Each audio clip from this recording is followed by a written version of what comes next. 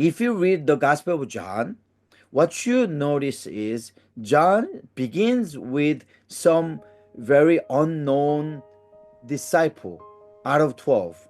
John discusses this the book of Gospel with someone called Philip.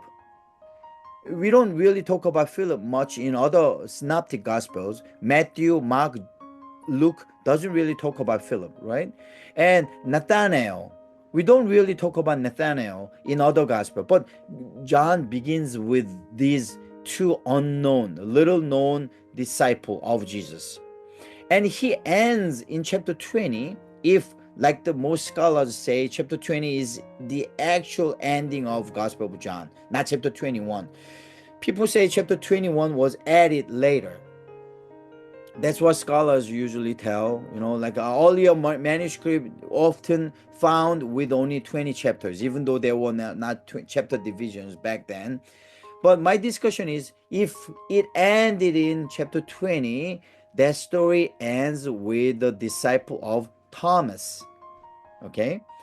What do you know about Thomas? We don't really know much about Thomas because the synoptic gospels, the first three books of the gospel, doesn't really talk about Thomas, right? But John talks about not only Thomas, but he deals quite extensively about Thomas.